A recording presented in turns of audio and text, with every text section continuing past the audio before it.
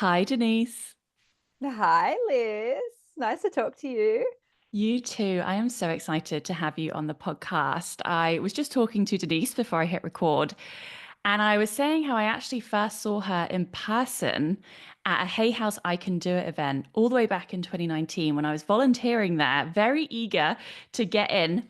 And I was blown away. You were my favorite speaker that day. You were so approachable. You made jokes about being an introvert and being on the plane over and thinking, why am I doing this? Like maybe I can get out of it. And I tell a similar story in my book about when I was first asked to speak at my old university. And the whole way I was just thinking, why have I done this? Like, how can I get out of this? What can I do instead? And the fear was so intense, but it's so hard to believe now because you do so much speaking online, obviously, and you're incredible. You seem so natural, but I'm sure that's not always been the case.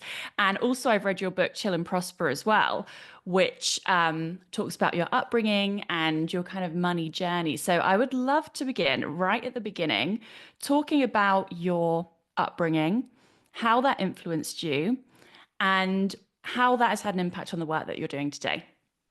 Oh, yeah, it's had a massive impact.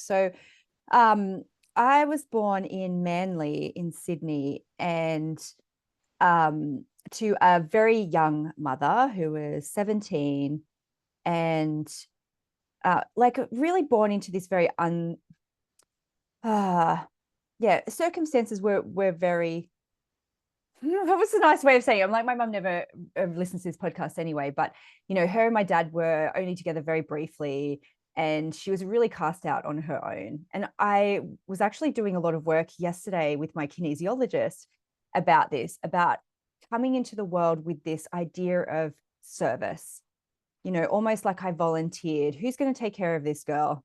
Who wants to go? And I was like, I will, and I will devote myself to this almost like a nun kind of life of like abstinence and like responsibility. I know that sounds very heavy to start off, but it's so immediate and present to me because I was working on it yesterday, of all of these layers of what it meant to be born into that circumstance. And it was very much a thread that's followed me throughout my whole life, which is I am responsible for other people. Okay, so just put the pin in that. But growing up, I was definitely very creative. But someone asked me when I was little, like, what do you want to be when you grow up? And I remember saying, I want to be either a businesswoman or a dancer. But I can't be a dancer because you don't make money out of that.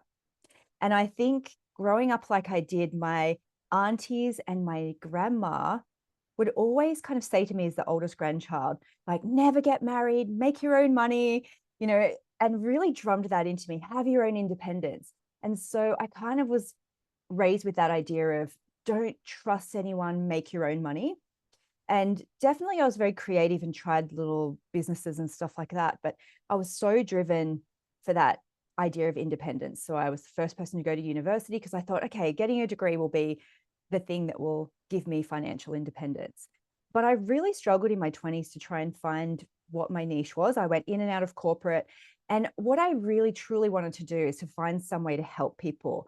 I grew up watching Oprah, and after school, I'd watch it. And then the next day at school, I'd be like, this is what Oprah told us about whatever. And I would have loved to find Louise Hay earlier in my life and all of her books and teachings.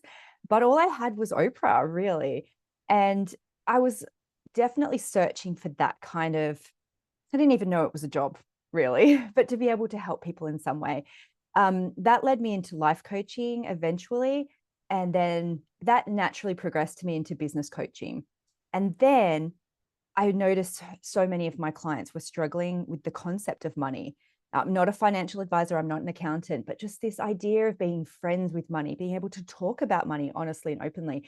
So for me, it was almost quite a very natural progression, I think, to then talk more about that. I actually felt a big calling to do it, that I couldn't ignore. And so that's what I've done for the last 12 years is I've created books and programs and businesses all around this idea of helping mostly women to make friends with money so we can earn it, so we can have financial independence, so we can have the freedom that our grandmothers and our mothers didn't have, and to create our version of first class lives. And that's the short story. My favorite saying of yours is, I serve, I deserve. And I work with a lot of healers, spiritual business owners, and it's such a heavy burden that we carry as women, as healers. I see the spiritual money wound a lot where people don't want to charge for their services, or they don't want to charge a lot, and then they end up struggling because of it. What were some of the hardest money blocks that you discovered on your own journey and that you had to work through yourself? I think there are definitely industry specific ones. Absolutely, in the spiritual world, there is a sense of you can help people or make money, but never both. And it's actually dirty or exploitative to actually want to make money for helping people. It has to be pure. I also see that in the health related fields as well. So people who are naturopaths, dietitians. And what's crazy about that is that it's often embedded into their training explicitly. Like they'll say, well, we hope you're here for the right reasons, or they'll actually say, if you choose this profession, you'll never make money out of it. So I hope you're prepared for that. And that's gross. It absolutely is. And if you think, or anyone who's listening to this, if you come from a long lineage of healers, medicine women, spiritual people, then that is kind of embedded in your lineage of service and sometimes poverty as well. But also this mentality that exists today in businesses of a bartering mentality, right? Because if you were the medicine woman on the edge of town and people couldn't pay you, they would bring you a chicken, they would bring you eggs. And I see this with a lot of spiritual business people. They get stuck in this, well, I'll make a website for you and you do this for me. And money never changes hands. And it's kind of like, well, filthy money isn't coming into the equation, but yet we get stuck. And I see a lot of people get stuck either having to work other jobs to support themselves, or they just live a life of restriction and sometimes literal poverty, but just restriction, not being able to do what they want to do, not to have that freedom. And then their influence and their help, it is capped by their energy. And that's why you see a lot of people burn out, right? Because they're trying to help everyone from this place of service and love, but they can't help everybody like that. And I actually even see what happens is those people who are the most giving, they can often attract people who it's never enough for. And it creates this horrible cycle. And so what we have to do often is, as women, as spiritual business people, is to give ourselves permission to have appropriate boundaries with our clients, create win-win pricing structures, be able to buy back some of our time so we can create more. And you can create a lot of free stuff too when you're energetically secure. You can create a podcast, which, as you know, doesn't just happen by magic, right? It takes a lot of work. Writing a book, which, as you know, doesn't just happen by magic. All of those things require effort from us. But if we buy back some of our energy in that way, then we can use it to help even more people. And it becomes this beautiful cycle. And so this mantra for me, I serve, I deserve, always reminds me that I don't just have to give all the time. I'm allowed to receive in return. I'm allowed to set boundaries. I'm allowed to have a life that works for me because I serve, and then it will help me serve even more people. I always think the patriarchy and religion really did one on us when they somehow managed to convince us that it's noble to be poor and that we're better if we don't have money. Because then it's like, we won't complain then. Like, we're doing a good thing, we're doing a good deed. And I feel like that has been passed down through so many generations to find this sense of nobility and this kind of Puritan mentality. It's good to not have money. I'm a better person. I'm more pure. And I've definitely noticed that in myself. But I had a big moment in my business when I actually started my business doing tarot readings for $45 many years ago. And that Yeah. was my first offer. Yeah. And then I added on coaching and other things. And there was a point when I did a free training, and it was just a lead magnet. It wasn't the ultimate offer, but I did a free online course. 45 people signed up. And one day I went in to have a look at the progress because on Kajabi you can have a look and see how far people have gotten into the program. And I think one person had done like one training, and I kid you not, pretty much all of them had not even started it. And it had been, a week, 2 weeks. And I thought, whoa, okay, people do not value this. And of course, there's power in free things. I think I just had that specific moment for me to really have my eyes opened and see it's not a case of give people everything for free and they're going to lap it up and they're going to love it and it's going to change their lives.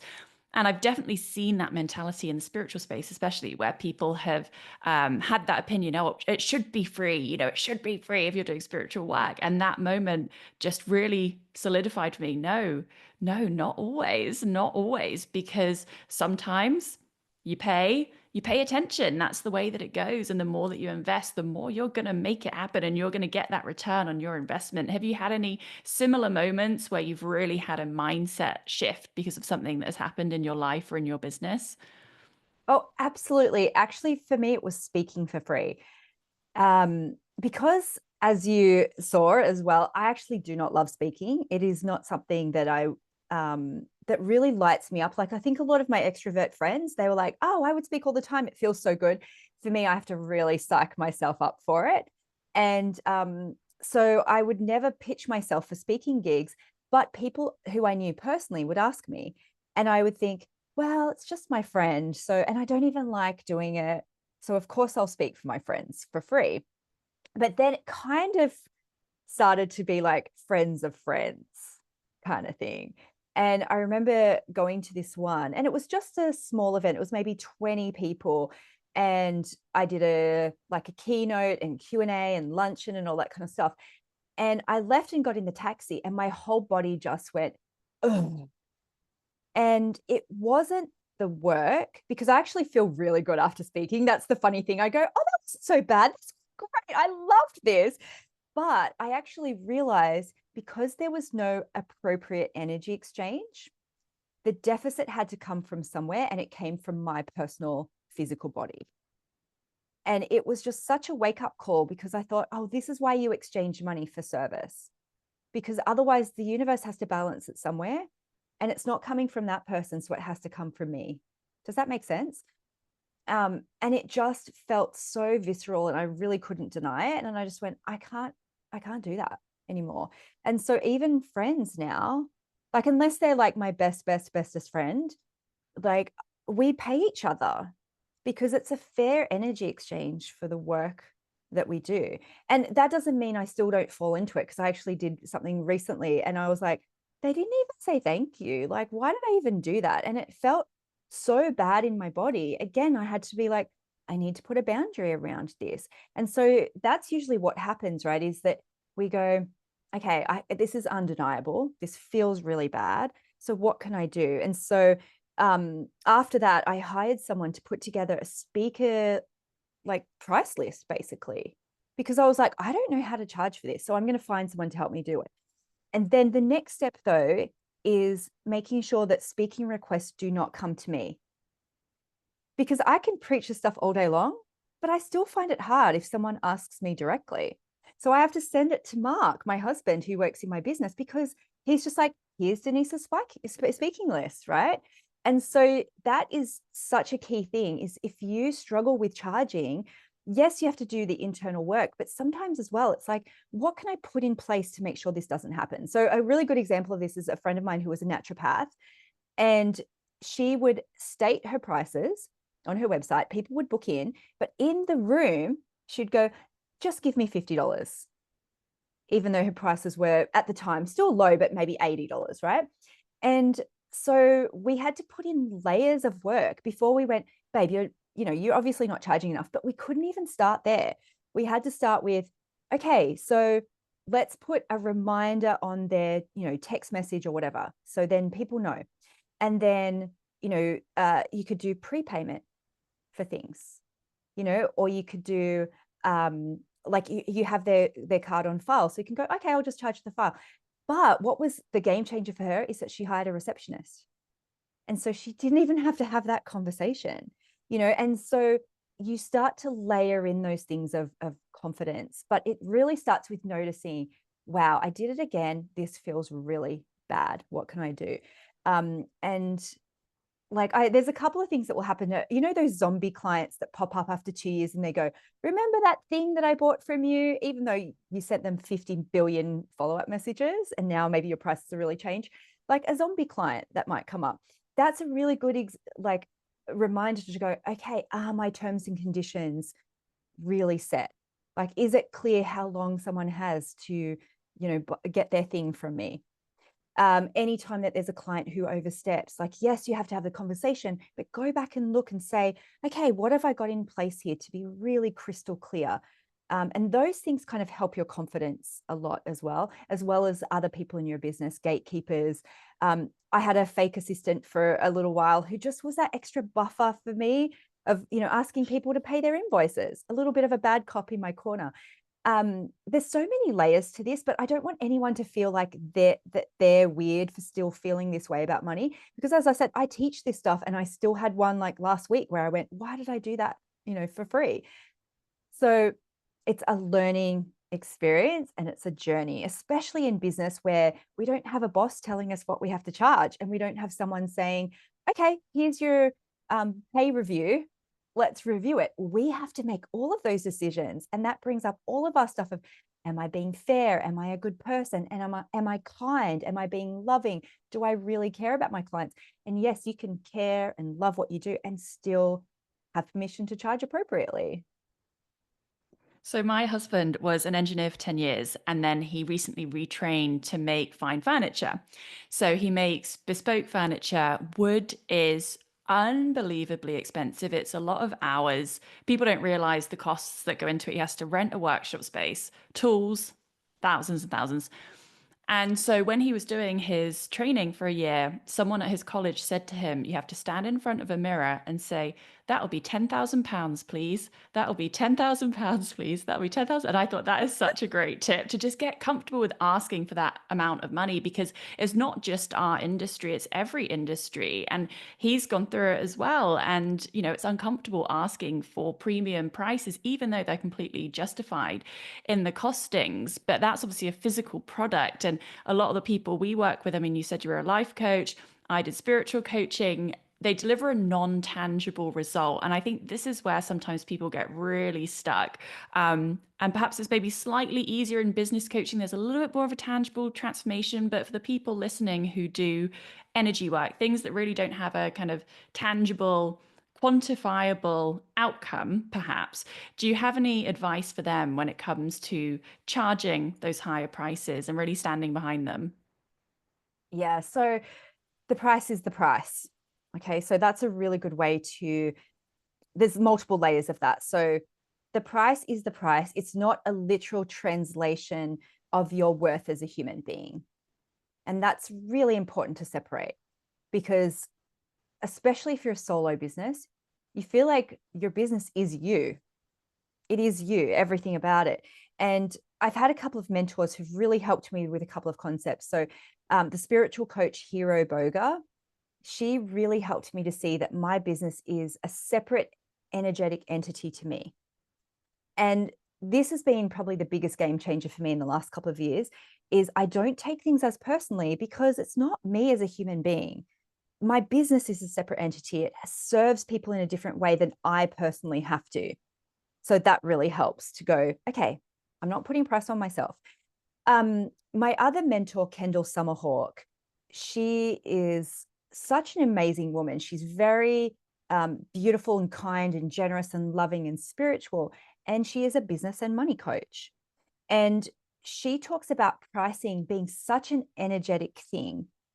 And this is how she taught me to set prices and to raise prices, is that you sit with the price, you really sit with it, and then increase it. And so if you're, still under a couple of $100, you could increase it by, 10, 20, $50. If your prices are in the thousand, you might go up by hundreds. And you kind of just sit with it. Okay, what would it be like if I made it $100 more, $200 more? And you wait for this moment where it's like, oh, and it's like, that feels a bit scary, but it also feels really expansive. And that's so hard to hear for some people, because they go, no, but there must be a formula that you can give me that will create a critic proof price, because that's what we're looking for, right? We're looking for a price where everyone goes, well, that's reasonable. You're such a good person. And the painful thing is, Liz, that if you were charging $1, there will always be someone who goes, how dare you? You are such a bitch. How dare you charge that? And there'll be someone at $10,000 who will go, oh, that's reasonable. That's exactly what I thought it would be. And you will have the same experience. And this is what is so infuriating sometimes about having your business, is that you have to kind of experience that to believe it for yourself, right? Because the price is the price. You can charge whatever you want, but there are sometimes consequences to the price, right? Maybe it's you have to market in a different way to a different clientele. Sometimes there are branding implications. Sometimes there's customer service implications. But at the end of the day, you have to be the one who'll be able to say that without too much coughing and spluttering behind the scenes. And there is a client for every price point. It's not personal. And I notice this in myself too. I don't know if you've experienced this. If you see something, sometimes it's too cheap, you go, that's not for me. And what I realize, I am so a Goldilocks person, right? Sometimes I'm like, oh, that's too cheap. There must be something wrong with it. But I'm not always the most expensive person either. I'm always like, oh, I like to sort of settle in the middle. But everyone's gauge is completely different. You have no idea. And the problem that I see is that a lot of people try and crowdsource their pricing. They'll say, what are you guys charging? So they'll try and average out the industry, which everyone's got money blocks. So you're just averaging out everyone's money blocks. So that doesn't work. Or we're trying to survey our clients to say, what would you pay for this? Or we're trying to survey our peers who might not even be in our industry and say, what would you guys charge for this? They get 3 sessions and 5 PDFs and 20 videos. What would you guys pay for it? Or what would you charge for it?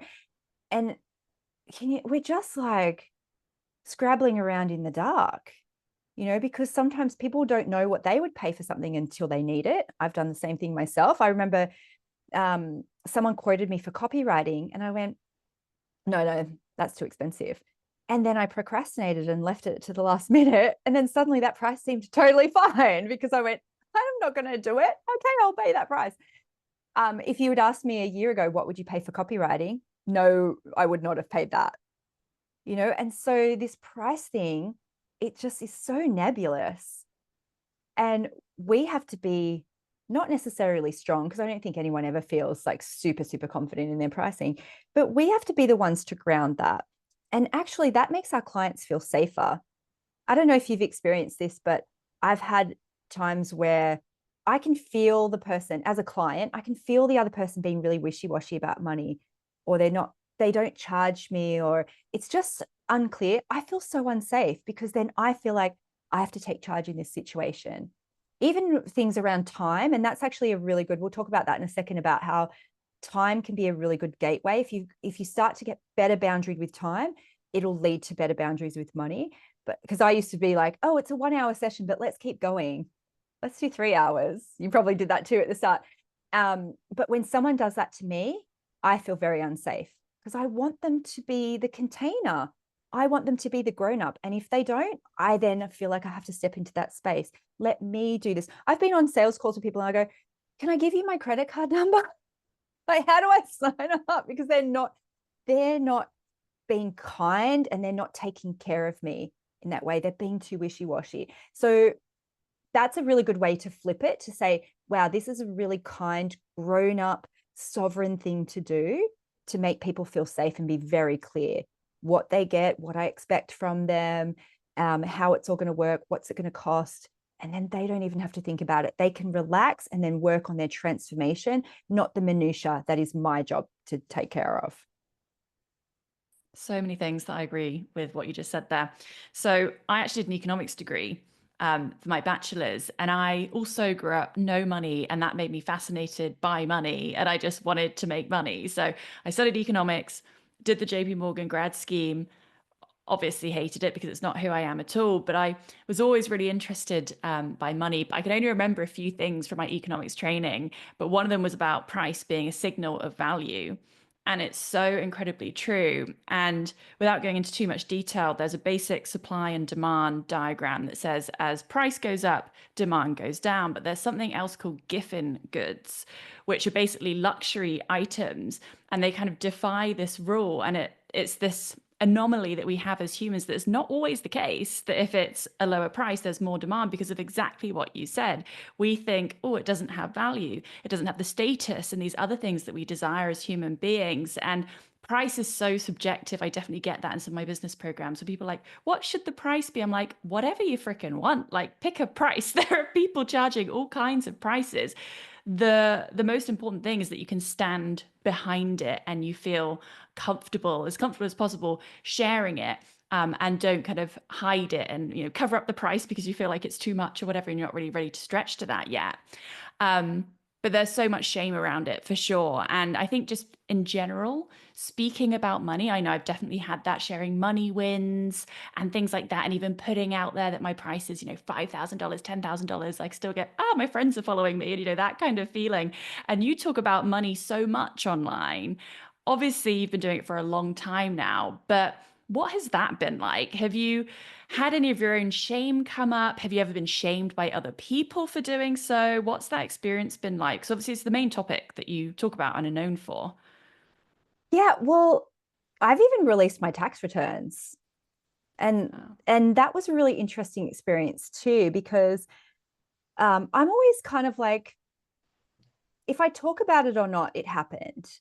So if people go, oh, it's rude for you to talk about, I go, yeah, but it happened anyway, regardless of what you think about. And I actually really love sharing that. I remember one year too, I released my book royalties for the year. Like, and I was like, am I going to get in trouble for doing this? And I thought, hey, house don't care. But I really value transparency, because I think, one, I'm a little bit of a nosy person. I'm like, just tell me the thing. But I've also been that person who's like, oh, where'd you get that thing? And I'm like, I thrifted it. I found it in the bin, or I paid this for it. And so that is just, I think that's just me. It's really interesting about the criticism and stuff, because I feel like I got more criticism at the start of my business when I was very vulnerable in my confidence. When I've been less vulnerable, one, I probably don't see the criticism as much because it doesn't bother me as much. It slides off. But also, I don't mind the criticism either, because I just go, it's okay that you feel that way. Like, it's fine. I also think too, something that's really, really helped me is, would I criticize someone in that way? Would I send an email like that? And I go, oh my God, of course not. That would be so rude. And that really helps with any criticism, because you just go, how ill-mannered. Like, that is so rude to do that. The fact that people think that, that's no problem. I mean, we've all watched a TV show and gone, oh my God, look at that person. Or, none of us are perfect with criticism. We might think it, but to actually send an email, I just think that's just so rude. So I don't even feel sorry for people in that way. I just go, how embarrassing. But in the first year or two of your business, those things really hurt. Like, the first time you get an email that someone says you should be doing this for free, it really hurts. Um, and then after that, I'm like, I haven't even seen those for years. One, I've got an assistant, but two, I just go, who cares? Like, okay. Um, I would also say, don't go looking for criticism necessarily. So don't Google yourself and things like that. Don't have, when someone unsubscribes, and most systems, they'll notify you. You can untick that. You don't need to know what other people are thinking about you. The cool thing is, the world that we live in now, there are so many customers all around the world. And so we don't need to cling on to people and make them understand and make them see our value. And I used to have back and forths with people who were never going to buy from me on email, trying to help them. And they'd go, well, this won't work because of this. And now I'm just like, oh, drop that rope. I'm only here to help the people who want to be helped by me in this particular way. That's not the only way, for this particular price. It's not the only thing that they can ever do. And then you can be very zen about it, I think, and just go, okay. And I can't remember who the person is, who, it's one of those sales trainers, might be Brian Tracy. And he's like, some will, some won't, someone else will, it's like, so what? And you just go, yeah, that's when you can just go, well, I'm responsible for myself. I serve, I deserve. It just doesn't feel as bad anymore. I think the other key thing, though, is surrounding yourself with other people who are in those conversations. Because if you're the outlier in your industry, and I've seen this so many times in so many industries, someone starts to really start working on their mindset around money. They start to charge a little bit more than everyone else, and they almost get a little bit shunned. And it's very, very sad. I've seen it in spiritual communities. I've seen it in industry groups as well. Even in industries you wouldn't necessarily expect. Like a friend of mine was like a wedding planner, and she started charging premium prices, and they all turned against her. And you would have thought you could charge whatever you want. Like there's so many different budgets of weddings. And I see it in, tarot reading groups. And so you need to make sure that you are with people who are happy to see you succeed, who are unattached to what you're charging and what they're charging, because it doesn't really matter, and who want to see you succeed and have boundaries. Because actually, even some of my woo-woo groups, I remember early on, even the idea of having boundaries with your clients was seen as like, how dare you? If you really cared about people, you would work with them all the time, and you would let them text you at night, and all these things, all these like leaky boundary stuff that leads into money leaks. And so whether that's like people who are outside your industry or just some business besties that you cheer each other on, that's super important. Otherwise you will feel lonely, and then you feel like you're doing something bad. I completely agree. I found it really hard when I was not only going through my big spiritual, I've always been spiritual ever since I was a child, but I went through a big spiritual awakening. I was like, oh, we're not going back from this one. And then I realized, oh, I'm meant to do spiritual work, and also becoming an entrepreneur online. And I had no friends who were spiritual, no friends who were entrepreneurs, online entrepreneurs. And I was like, heck, I've got to find me some new friends, not get rid of the old ones, but add on some new friends. And that's why I went to a lot of Hay House events and things like that. And I now have a beautiful community all around the world who get it, but it's really hard. And I think there's some cultural stuff as well. I know in England, there's a lot of money stuff, where I mean, every culture has it. And I know there's tall poppy syndrome in Australia. We definitely have that here as well, where it's like, if you try and grow taller, no, no, no. Like, how dare you? Who the hell do you think you are? You think you're better than us? And that's the kind of vibe that you could be met with. And it's so hard to Mm-hmm. deal with. And I've remembered as well, you said you were going to talk about time and money and how they link together. So can you tell us about that? Yes. Yes, put a pin in that for a second, because I lived in the UK for almost a decade, and I'm married to a British person. And so I actually think the British one isn't necessarily a tall poppy syndrome. I've got a very cool theory about this one. It's actually queuing. This is the thing. Take your turn. Don't skip ahead. Look what happened when some people were trying to skip ahead to respect the Queen when she passed. You cannot skip a queue in Britain. It is seen as the height of rudeness, right? And so I see a lot of British people who are like, I can't earn more than my mentor, my brother, my parents. I have to wait my turn. I have to leave an appropriate time before I leap ahead, before I grow too quickly because it's inappropriate. It's a really interesting phenomenon that's slightly different to the tall poppy syndrome in Australia, I think, where it's like, don't race too tall. Yours is like a real vertical queuing one of like, don't jump the queue. It's really fascinating. I actually love looking at the cultural differences for money, but that might be another call. So, okay, time. I think this is just such a great gateway to setting boundaries. And so anyone who sees clients, face to face, online, whatever, this has been a game changer for me, is setting that container up from the start, letting people know, okay, we have an hour. And this was like, it just hit multiple layers for me of, I have to be available all the time. And I remember clients would send me messages in between sessions and I would answer them. And then one time I was like, I'm just going to say, oh, we'll talk about that in our next session. And they went, oh, no, I don't want to waste our session time with that. Right. So that was the first clue. I was like, oh my God. And then I remember sending a client another message saying, hey, just let you know, like, messages in between our sessions isn't included in your package. So, I started putting together a bit of a form for people to fill in at the start of the week if they did ongoing coaching with me. I remember slamming my computer shut and going, I am the worst person in the world, and dreading opening up my email. The next day, they were like, okay, no problem. So just setting those boundaries with clients around time was so empowering. And then I started at the start of the session going, okay, so you filled in your form with your 3 top priorities. Which one do you want to talk about?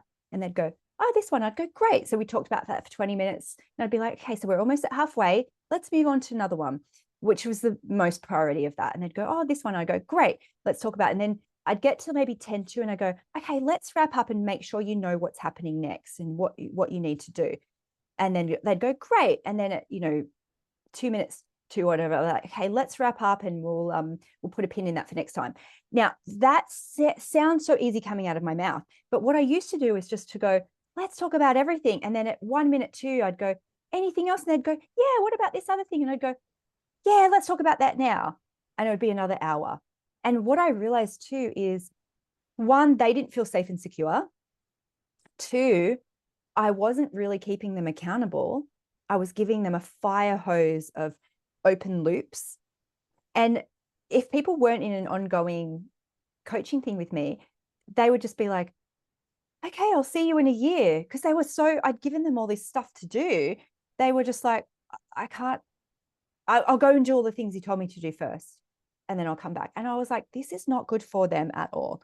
So that is just a really simple framing exercise, just to be like, don't worry, I've got you. I'm looking at the clock. You don't need to. I'm going to help you with this. Those little things can be really, really empowering. And then I think that really helps. It's a bit of a gateway to then have those conversations about money, to be like, okay, just to let you know, your package is coming to an end. Would you like to sign on for another, whatever it is? Being able to talk about time like that in just a really easy breezy way is a really great way to talk about money, because it's really the same thing at the end of the day, right? It's energy. And those little tweaks can be useful. And I actually have a lot of scripts in my book, Chill and Prosper, about that, about what to say about different things. But if people are interested, I've got a free ebook around that. So it's called Awkward Money Conversations Made Easy. And you can just copy and paste little scripts, make them personal for you. Have them in your back pocket, actually. Have them just, on a little Google Doc or something, so you can copy and paste them. And that's at denisedt.com/awkward. So it's just a free ebook. And there's a few little scenarios in there about time, chasing people up, setting a couple of little boundaries. And those little things really add up to how you feel about yourself and that I serve, I deserve thing. Yes, I will link that in the show notes. And I remember that bit of your book. I thought it was brilliant, the way that you worded them very naturally, because I think that's what people struggle with. They want it to sound natural, not really formal and forced and not in their tone of voice. But when you get used to having boundaries, I've had clients say to me, I really love how you actually said that to me. For example, in one of my coaching groups, someone messaged me on Instagram, said, can I share my offer or something like that? And I was just like, oh, actually, it's not in the rules, but I can't remember what I said, but it's very naturally no, politely. And she said, I actually love how you said that. That's really modeled to me how to have boundaries. And I think a lot of the boundary piece is self-worth, self-concept, how you view yourself. Very important with regards to money. Would you agree? It is everything. And again, I'll refer back to my money mentor, Kendall Summerhawk. She often would say, how you do money is how you do everything. And that role modeling is so important. And I remember seeing at her conferences, she would say to people, okay, so we've got Q&A time now. So my boundary is, please ask a question. Don't just stand up and just ramble, right? Which we've all seen at conferences. And people would say something and they'd be like, blah, blah, blah. And she'd go, what's your question, hun?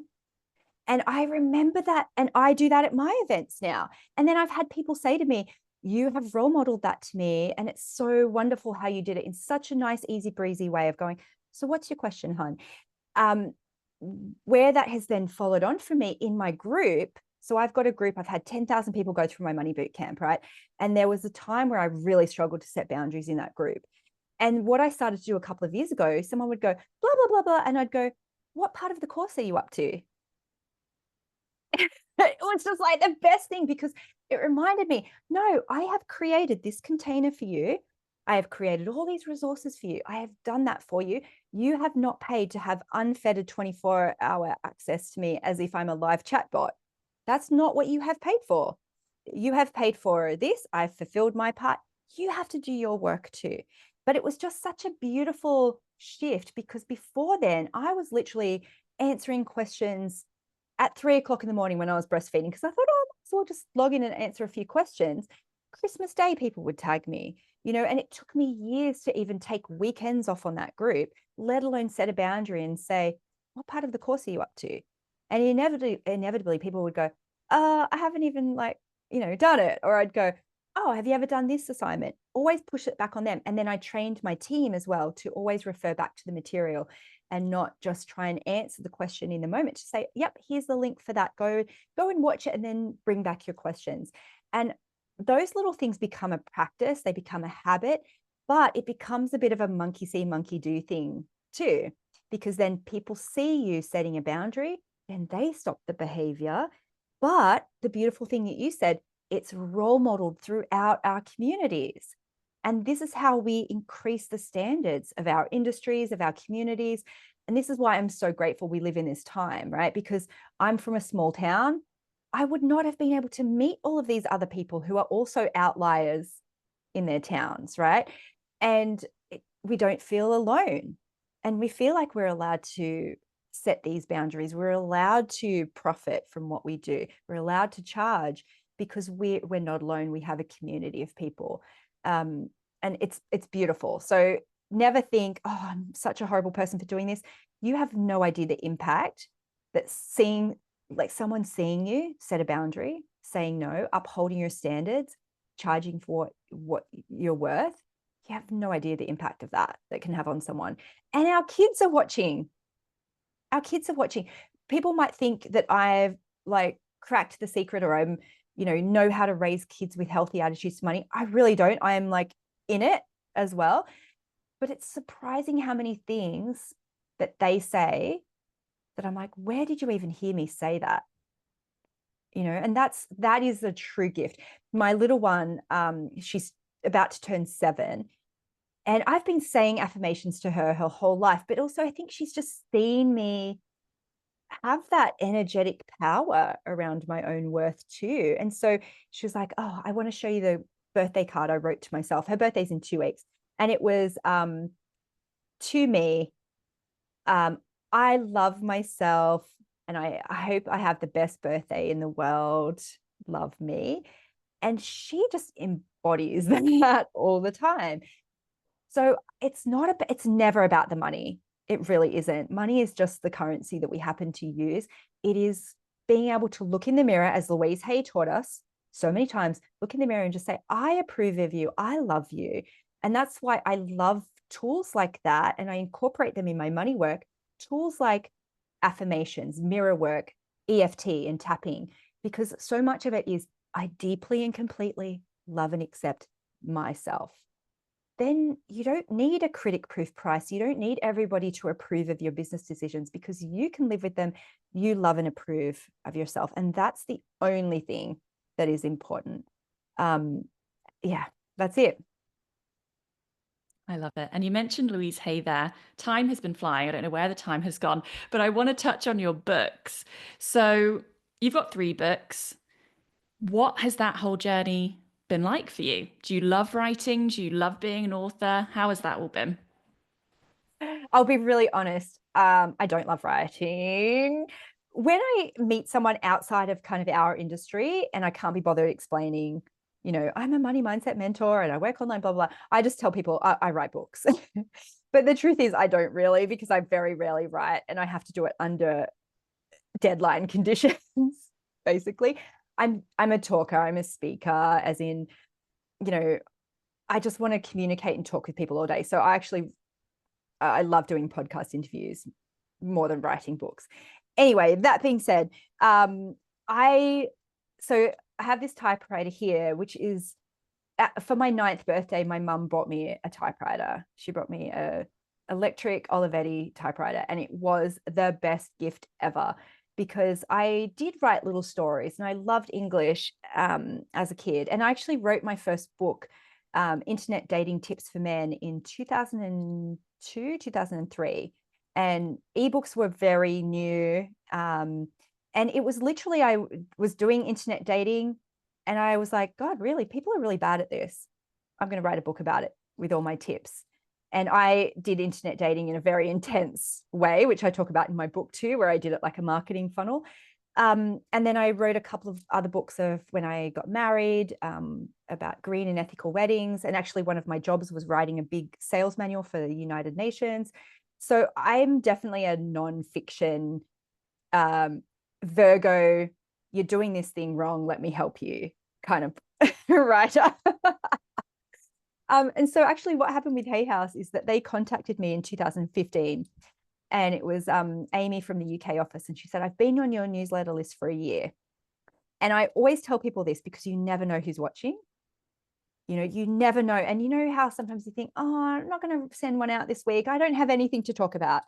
And I just had made a commitment early on in my business. I will send a newsletter every week, no matter what. And sometimes I felt like I had nothing to say. And they were sometimes the ones that I got the best feedback around, but they were watching. And so they asked me to put together a proposal. And at the time they were like, oh, bitch, we don't really like the bitch in your business name, because it was lucky bitch, everything. And I went, you know what? I'm gonna like be an author now. It kind of got me excited to do it. So I spent the next 2 years building my platform, changing the name of my business from Lucky Bitch to Denise DT. And I'd already self-published Lucky Bitch and Get Rich Lucky Bitch. And I think that's such a really good path for people. It's like, just do it, like just publish. And so I then went back to them 2 years later and said, okay, so I've written a new book. It was called Chillpreneur at the time. And you can have my other books included in the package. And I just had gone away and built my numbers, and so if that's something that you want to do, there is like a bit of a commercial reality with books, which sometimes is really hard to hear, but I was really determined to do it. And so they went, yep, we'll do the 3 books. And what was really fascinating, and you showed me that your cover, I hated the first cover of my book, Chillpreneur. I hated it so much, but I was a new author and I felt like I couldn't really push back too much because I felt like they've chosen me. I have to be the good girl, right? And so I remember just putting it out to the universe and going, universe, just please fix this later on.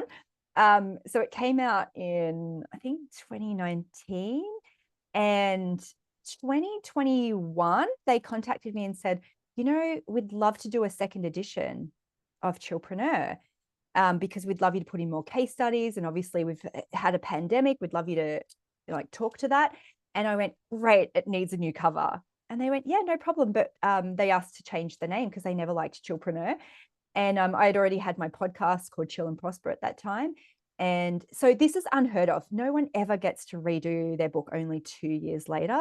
I was so thankful and thrilled to do it. But it's just that thing of like being unattached, right? And just going, okay, put it out to the universe. And so, yeah, that book is called Chill and Prosper now. And I love the cover for it. So yes, I still feel a little bit like I tricked Hay House into publishing my books. I think that's a normal thing, but I do always mention it because imposter syndrome is never cured by success, and it's not a no signal. So if you have imposter syndrome, that doesn't mean you have to wait for that to dissipate before you publish a book, self-publish a book, pitch yourself for things. It will always be there. And I'm sure I have another book in me at some point, but as I said, I very need strict deadlines to be able to write. I've actually I'm going to be a columnist in a new magazine in the UK called Platinum Magazine, which is for women in their 50s, 60s, the third act of life, and having strict deadlines for that. I'm like, I can't do a monthly deadline. I'm just going to batch them all because I know all the topics for the years ahead. And I'm like, I need those deadlines. I actually sent a reel. I've got two ADHD friends because you've got ADHD, right? Yes, I do. Yeah. Yes. Yeah, I sent a reel to my friends this morning, to my ADHD friends, about that. I'll send it to you on Instagram. Very, very funny. But I just wanted to touch on as well the archetypes quiz that you have at the moment, which I did yesterday. I came out as the Oh, ruler, which I couldn't believe. I didn't think I thought I'd be the alchemist or like one of the other kind of softer ones, but no, I came out as the ruler. And you've been doing a lot of promo around it. So do you want to tell us about it now? absolutely. So again, this is a Kendall Summerhawk program that I certified in quite a few years ago. And then I've created my own business course around how to apply the concept of money archetypes into every aspect of your business. And so there are 8 different archetypes. And what's really fascinating, and this really shifted my work when I started working with the archetypes, is that um, every archetype has their strengths and weaknesses around money, but also business advice is sometimes very contradictory to some of the archetypes. Okay, so a really good, I can really quickly explain. So the first archetype is the accumulator. These are people who are quite careful with money and they can be very methodical in their decisions. Often they love spreadsheets and, they can get into a little bit of analysis paralysis, but they're, very responsible with money usually. The alchemists are the creative types. So they're often the ones with a million domain names. They've tried a million businesses, and they can just see ideas anywhere. And they can be very lucky, kind of manifesty people too. Then you have the celebrities. So these are the people who actually really love those high-end brands that you mentioned. And they're not very price conscious at all. Actually, sometimes the more expensive, the better for them. They're very attracted to that. They love bling. They often have very amazing kind of celebrity aura and charisma. Then you have connectors. So connectors can be, they can be storytellers, they can be great networkers, they can be introvert or extroverts. But what I find with connectors is that they can be chameleons. And we'll often get people who do the quiz and they will be like, I got even scores across the board. What does that mean? And I'm like, it means you're a connector because you can flex depending on the situation. And you can see the interconnections between things. So it's a lot of empathy. Connectors often really struggle to charge people because everyone in the world becomes their friend and they feel really bad for charging their friends. They also struggle with charging for, say, for example, getting an affiliate code for something because they're really good like recommenders and referrers. But as soon as you put money in it, sometimes they go, no, I can't do it now. Which is fascinating. And then you've got mavericks. So mavericks love to break the rules. They love to disrupt things. They're often like the forefront of industries. And then as soon as everyone catches up, then they're bored with it. It's like not exciting anymore. And then you've got nurturers. So nurturers are very kind-hearted, loving people who can really struggle with boundaries. So they often struggle to get their businesses off the ground a little bit because they just sometimes cannot charge at all. But they're, very kind, helpful, loving people.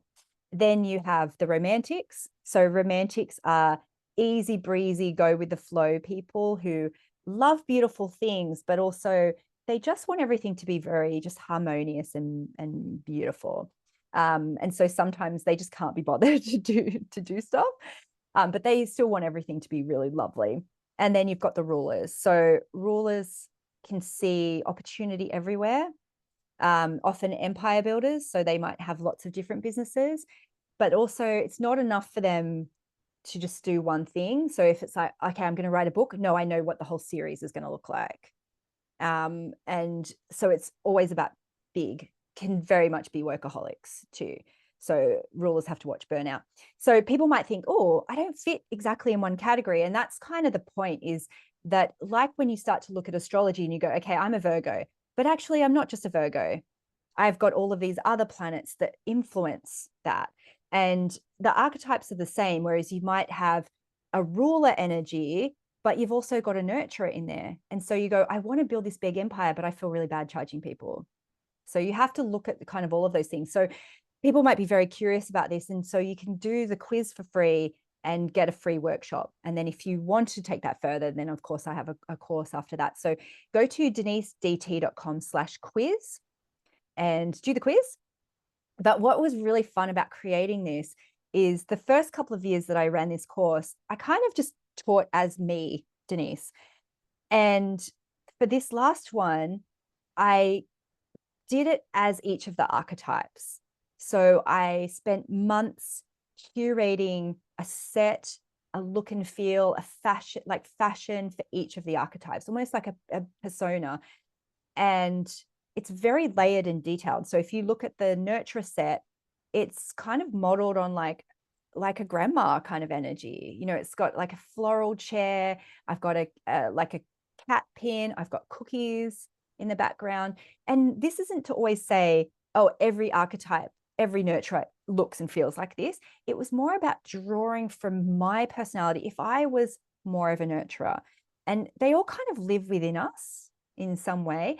And the idea is to design your business to really reflect who you are and to give yourself permission to be that.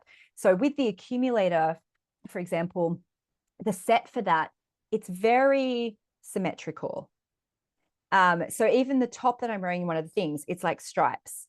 And the books are very striped and precise. And even the pens, I only chose 3 colors for that palette, because accumulators can be very like black or white around things, and it's like they like rules. So if you are doing a sales page, what an accumulator is looking for is, what do I get?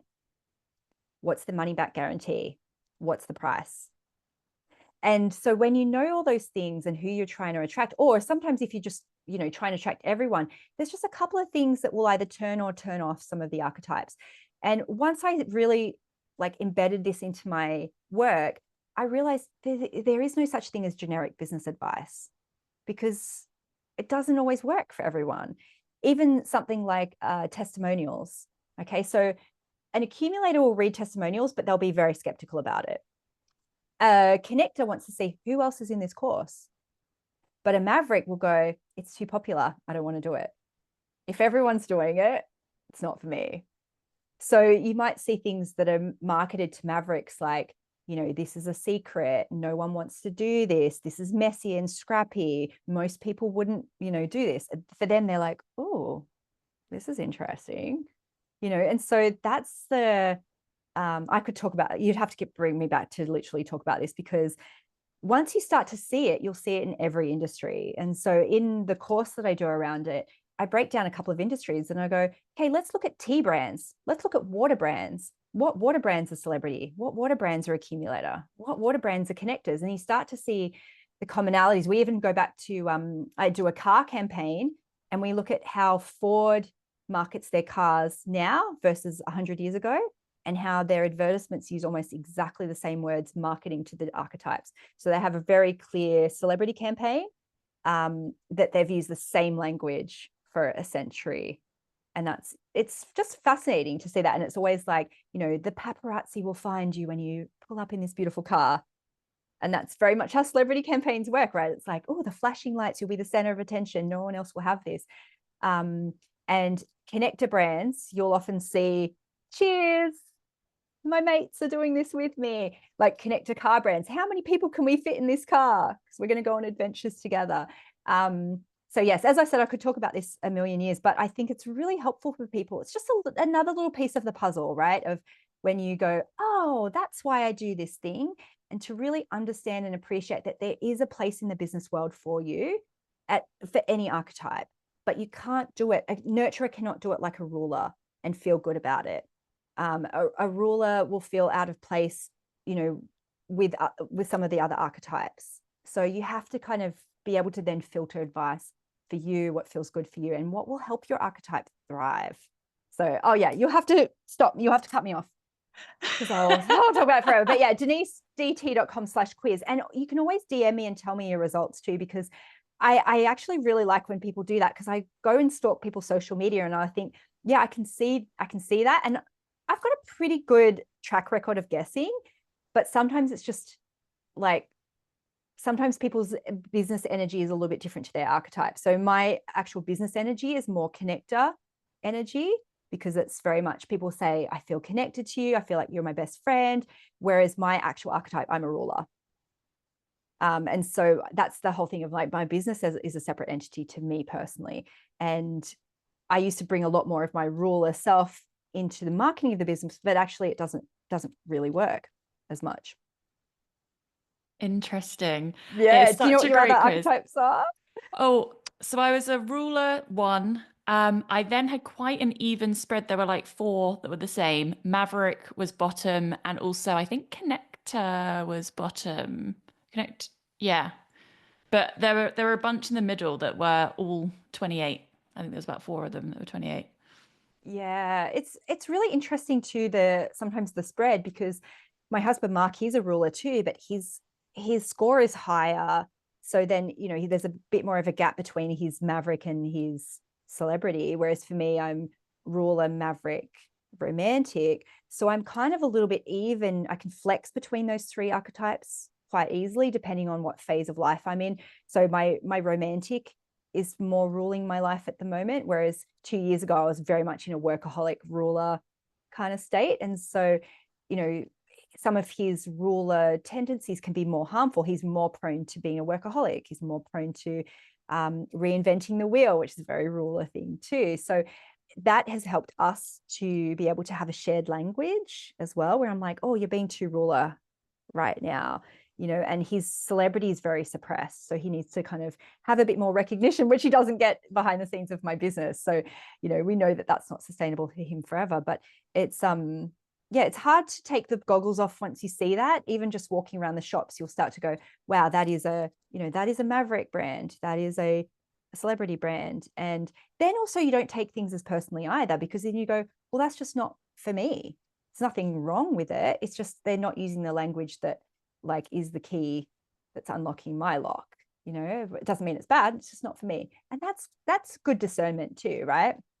Yeah, I love anything archetypes, Enneagram, Myers-Briggs. If you love a personality test, you're gonna love this. It is definitely is in depth. I mean, the description you get at the end, it talks a lot about what's kind of going on under the surface. And I was reading the comments, loads of comments underneath, and people saying, gosh, you really showed me something that I've never seen in myself before, but it's there. It's like this hidden aspect. So yeah, really, really good quiz. I will link it down in the comments below.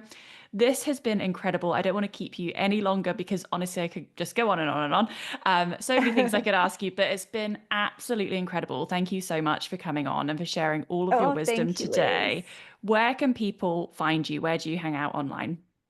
Yes. So my website's denisedt.com. I actually have a podcast that I always forget to talk about. So that's called Chill and Prosper, which is available all over the place. You can get weekly for that. Obviously, my books are available all over the place. So you can order them from Amazon, from most book places, in Kindle.